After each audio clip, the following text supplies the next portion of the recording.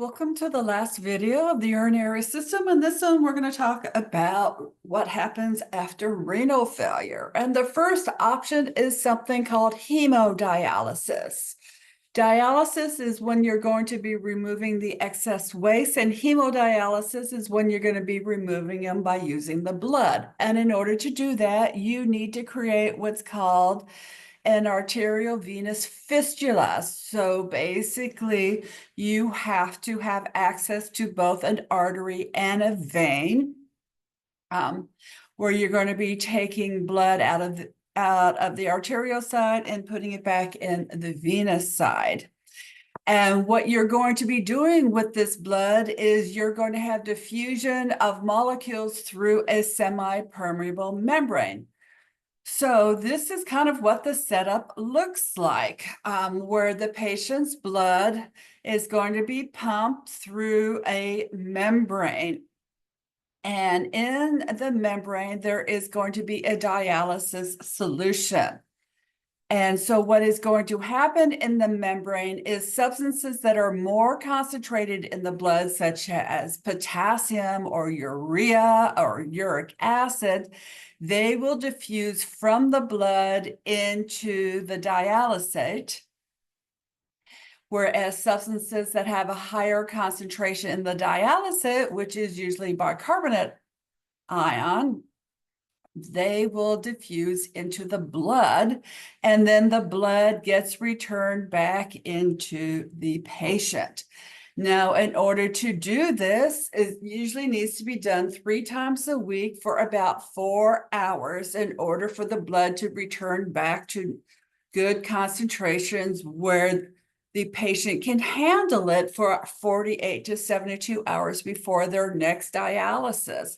And at the same time, when the patient comes in, they're weighed to see how much extra volume needs to be removed, because the extra fluid will be removed at the same time. Because remember, the kidneys, for most patients, are non-functional, so there's no way to get rid of extra water. Some patients, especially younger patients and those who have not had abdominal operations, and with some kidney diseases, would be candidates for what is called peritoneal dialysis. These patients would have a plastic or rubber tube permanently implanted in their pelvic cavity. And when they're undergoing dialysis, they would hang their dialysate solution and connect it to that tubing, and it would flow by gravity into their peritoneal cavity, after which they would disconnect it. And the peritoneum would be the dialysis membrane. And so waste and salts would pass between or across the peritoneal cavity for 4 to 8 hours. Usually it's overnight, so think 8 hours, but it could be a shorter period of time in the evening if needed be, the waste products.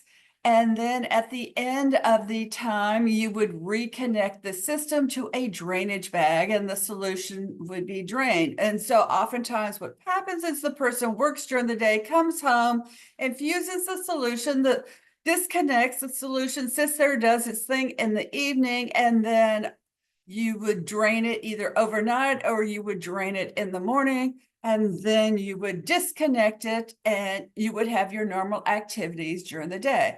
So except for the time when you are infusing and draining it, the person has a normal life. And so you're not having to look for a dialysis place that you're going to be hooked up for a minimum of 4 hours, 3 times a week, plus going back and forth to it. And that really, really limits your ability to travel. Now, of course, the gold standard that everybody wants is a kidney transplant, and they have been going on since 1954, and the first person to get one actually lived for 8 years. This is a cute little card. Here in the United States, one of the kidney transplant organizations, when you get one, they give you this one. I just like it because it says "You're in my thoughts" at the bottom of it. If we look at the data for kidney transplants and we go back and look since 1988, you can see the total number of kidney transplants went up, but the numbers peaked about 20 years ago and have gone down slightly since then. And we can look to see that in the United States, about a third of the kidney transplants are actually from live donors now. They don't necessarily have to be from your family. If your family doesn't have anybody who is a match from you, it can be that maybe your family has somebody that's a match for somebody else, and then they have somebody who can be a match for you, or can actually be a three-person. The transplant services can do all this sort of stuff, but there would be live donors. So we have kind of plateaued. And so what's really sad is there are millions and millions and millions of kidneys that actually are available for transplant and never get transplanted. So people really need to seriously consider transplanting. When you get a kidney transplant, they do not usually take out your diseased kidneys. They just piggyback your third kidney. It's usually an anterior abdominal, put down in your pelvis, plug the third kidney into your urinary bladder. And the person donating the kidney gets a flank incision to take out the kidney. And there are a lot of celebrities who you may not have known of who have had kidney transplants. For instance, Selena Gomez, who has systemic lupus erythematosus, which is an autoimmune disease. She got a kidney from a friend in 2017 because none of her family was considered to be good candidates for transplants. Sarah Hyland got a kidney in 2012 for a congenital kidney disease from her father. Unfortunately, 4 years later, she had an acute episode of rejection and it had to be removed. But then she was able to get a second transplant the next year from her brother, and she has not had any problems with that kidney since then. And one of the most famous people to get a kidney transplant was George Lopez, who in 2005 got one from his wife, and he was known to have hereditary kidney disease since he was a child. Interestingly, he had had multiple affairs from his wife before the transplant, and then he, said, no, I love you, I'm not going to leave you. They had considered divorcing before the transplant, and then his kidney disease had really gone downhill and he needed a transplant. And so he and his wife got back together. She gave him the transplant, and then 5 years later they separated and divorced. So the good news is it has been many years since his transplant, been 20 years, and the transplant is still working. So it's good for him.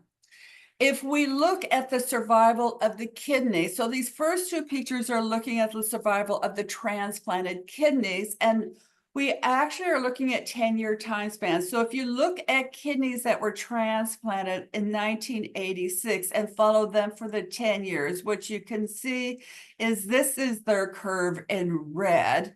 And over a 30-year time period, only about 45% of them still survived over a 30-year time period. Then here in the green, these are kidneys that were transplanted between 1996 and 2005. And you can see that this curve has a higher survival rate. And that's because medications have changed over time and how we treat kidney survival rate. And so now we have data for 20-year survival for those folks. And then we have a third curve for kidneys that were transplanted starting in 2006. And you can see their curve is going to be slightly better. And we actually would have 5-year survival for kidneys starting transplanting in 2016. I don't have the curve, but I do have the 1-year rates for those folks, and the 1-year survival rate for those folks is 98%. if it is a living donor, and just about 95% if it was a deceased donor transplant. So living transplants always have a slightly higher rate than a deceased donor transplants. These numbers here are the averages overall. I remember living is going to be about 1/3 and deceased is going to be about 2/3. So the overall rate would be somewhere around 96%. 90, yeah. Now, if we look, what is the survival of the person who received the transplant? And you have to realize that the person has disease that caused the kidney failure, and it could be lupus, it could be a congenital kidney disease, it could be diabetes, it could be hypertension, it could be a whole slew of diseases. The overall survival of the person with a living kidney is 97, and with a disease is not, with a dead kidney is 93%. 5 years is, you can see a huge 10% difference. And 10 years, there still is a 10% difference. So the person with the disease will be dying over time. Because most of the patients who receive kidneys are not young, like Selena Gomez and Sarah Hyland. Most of them are going to be older, like George Lopez, and even older people. So what can you do? Sign up to donate. Hopefully when you signed up to get your driver's license, you checked yes, you want to be a tissue donor.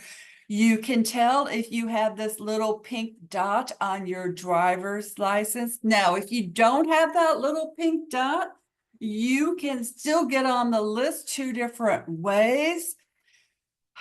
You can go to the DMV and do it, but it's easier because we all know what the lines are like at the DMV.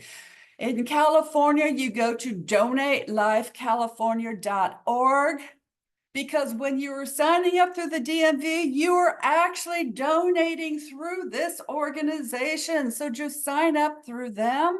You fill out the form. And then the next time when you get your new license updated, it will have the pink dot on it, because they will update it with the DMV. Now, here's the thing. When you die, if you have your driver's license, they have the dot, but they're still going to talk to your loved ones. So please talk to your loved ones and tell them you want to donate. Okay, tell them you want to donate. Yes, for some of your organs, there is an age limit for them, but for things like your cornea, you can donate your cornea if you're in your 80s or your 90s and give the gift of sight back to somebody who is young. So please sign up to be an organ donator today. Thank you so much, and I'll see you for another organ system soon. Thanks for all your hard work.